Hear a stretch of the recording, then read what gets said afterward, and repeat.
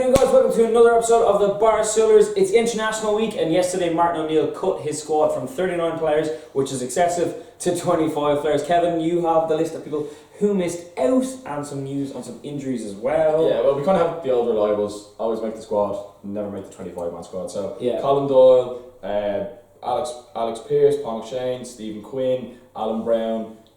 Kind of unlikely that they were going to, apart from maybe Alan Brown, who could have possibly been included. McShane maybe as well. Not recently, but not recently. Yeah. So and then there's a lot of injuries on that list as well. So Greg Cunningham, he's recently I think he's a very bad injury actually. He suffered. I don't know if he. I didn't hear he suffered an injury. Yeah. I thought he was playing well, but then Alex Neill started playing some. No, I think he's got. 17-year-old. He's suffering an injury. Hendrick, who we're going to touch on later on, and James McCarthy. Then Liam Kelly, who's probably a little bit unlucky to maybe not be included. He's just out of the under-21 bracket, so it would have been good to maybe get him some experience. Matt Doherty, who's been going well with Wolves, and Kane, who's also suffering injuries. Probably he's doing relatively well. Yeah, that's pretty actually. We've had a good start, especially with Hendrick being out injured. Yeah, and then Kevin Doyle, who's probably he's my favourite player ever, being my namesake, and possibly Ireland's greatest player. Don't think so. I think his time with the national team is up. Then possibly controversially, well, not so much controversially, but unfortunately, Seanie Maguire hasn't made the cut either. Which would have been, I think, it would have been great to get him integrated. Whether he actually plays any games, it would have been great to see him integrated into the squad with kind of our strike force being a little bit on the older side. Yeah, on the older side. I think it would have been nice to see. It would have been nice to see him get him called up. I think if Walters had missed out through injury, he definitely would have made the squad. See, I'd love to say that, but I think O'Neill probably would have picked Kevin Doyle. Because he did pick David McGoldrick. But again, David McGoldrick is on the far side. He's 30 or 31. He's 30 at the end of the year. He's David McGoldrick is probably a bit different to a lot of the strikers that we have, and that he's a big guy, but he's actually quite good. He's quite skillful, yeah. He's quite skillful, so it's quite I think. Well, I just think McGoldrick's like he seems like a good player, but he's never really done for it. He came on away at Austria, and everyone kind of went. Yeah, he's an interesting. We were short. Obviously, we were short players. He's an interesting option to have, but as you said, strange one to bring on. So whether he'll see any game time is unlikely. For the most, it is the people like the usuals, as you said, who named the provisional squad and are never likely to get near the. They're essentially just backups in case someone gets injured.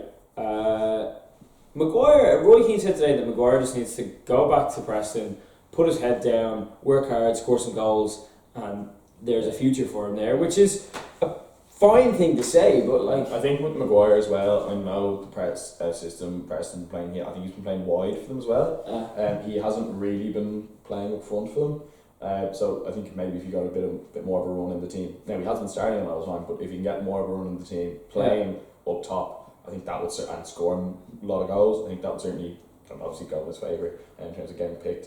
Liam Kelly missed out as well. We've spoken about Liam Kelly here quite a bit, and I actually really like Liam Kelly. Yeah. I've watched him a little bit more because we've been doing this, and he's been playing a lot more for Reading. He's probably a bit unlucky to miss out. Nice creative player.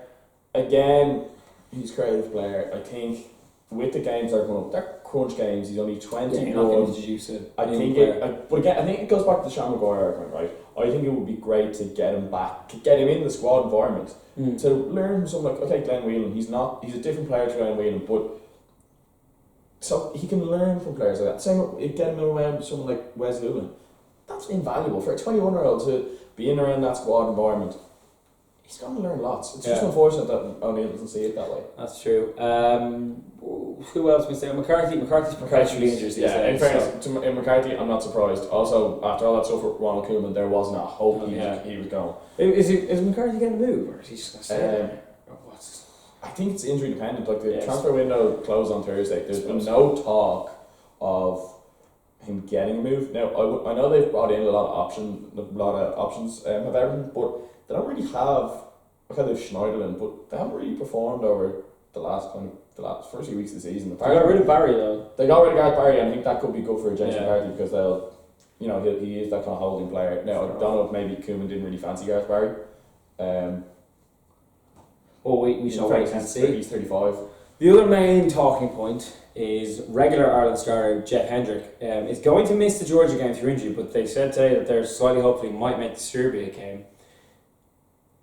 Jeff Hendrick, for me, and Nick as well, hasn't done well for Ireland, hasn't played well for Ireland since the first half of the Sweden match when he looked incredible. He hit the crossbar. The Sweden match started France obviously last year. He hit the crossbar, he was brilliant. But ever since then, he's been very average. Didn't have a great season last year for Burnley. Against Austria, he was non-existent. He was completely anonymous. We didn't play very well against Austria, but he was kind of just playing in a role. He didn't seem to know what he was doing.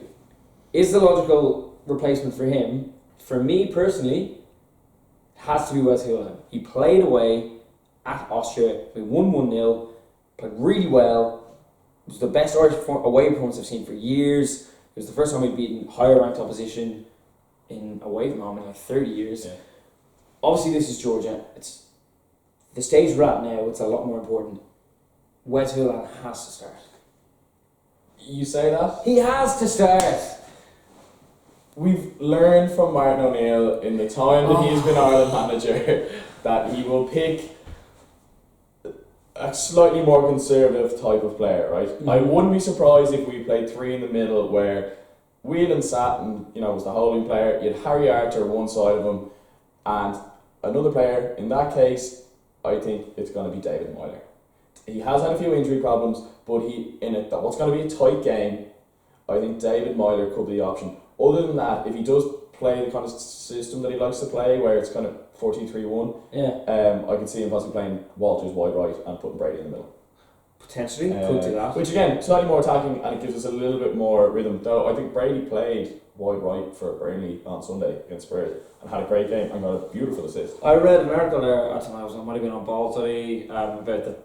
It looked like Burnley finally found a position before I did see that one, yeah. That may translate into our team. It also, I think, not to come across you, but I think it suits us as well because McLean, he's very left-sided. He doesn't seem very comfortable playing out in the right. No, whereas exactly. He likes to attack the fullback. Whereas Brady, he's a little bit better technically. He can come inside. It also helps us that especially on that side of the pitch. Like Coleman when he's fit, but Cyrus Christie likes to bomb on as well. Yeah. So it helps us that someone like Brady can cut in and he can especially if we're going to go with the system that I was talking about with the three in the midfield. It could help us if Brady is coming in a little bit more centrally, and we have someone like Christie coming on as kind of overlapping and taking on their fullback. Ewan O'Kane is missing through injury, and he's had an extremely good start to the season with what looks like a decent Leeds side.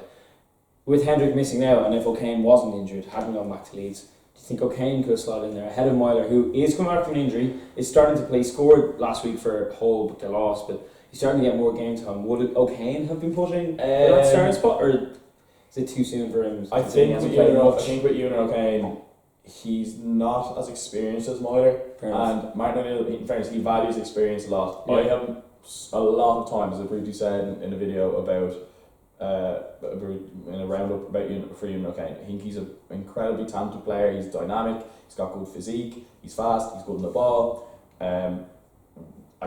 If he was fit, I don't think he would have started, but I think he would have been a great option off the bench. I also think it's very strange that they're saying, Hendrick will miss the Georgia game, but he might be back for the Serbia game.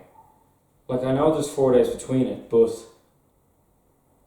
why? What? I think they're probably trying to dampen expectations, so as not to say, we'll definitely have him back. I think it could benefit us to say, right, we might have him. If we do have him, it's a bonus.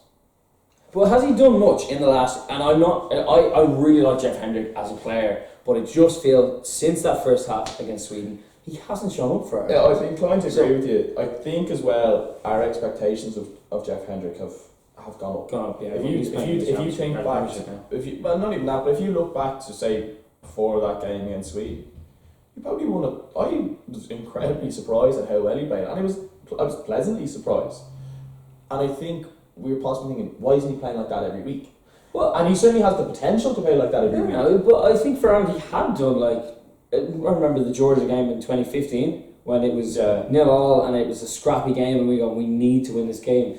And his one moment of quality where he jinked through with 3 of them and set up Walters for the winner, you kind of went, That's brilliant. So he had played relatively well for Ireland, but he never did it. I never thought he'd done it consistently. I thought that was kind of a standout for Ireland or for his... for Ireland. He was pushing for a move from Derby for a while, Yeah, and then eventually got his move to Burnley, where he's done. I think he's done relatively well in a side that they're solid, if not spectacular. Now they've got off to a good start, obviously, from the first few games in the Premier League this year.